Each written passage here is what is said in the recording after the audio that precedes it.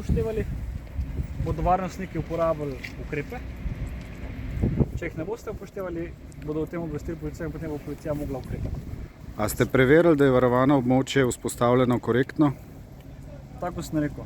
A ste preverili dokumente? Vso dokumentacijo smo pregledali, še enkrat.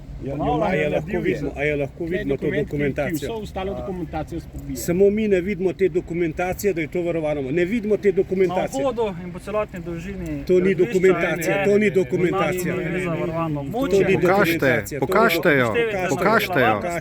Pokažite dokumentacijo. Pokažite dokumentacijo. Zainteresiranim lastnikom pokažite dokumentacijo. Njihov špeh postavlja Ja, na realna tla v redu. in na Varnostniki Da je ničen, so zato tukaj, da je nezakonit. Ja, nezakonito je. V redu.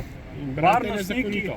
morajo zagotoviti red Ja, na ne, gradbišču. Če bi bila urejena dokumentacija. Bi mogli ukrepati, ja? Dokumentacija ni urejena. Pa njim povejte, da se ne postavijo na svoje. Tako. Ja, Če bi to tako šlo, bi vi to tako naredili.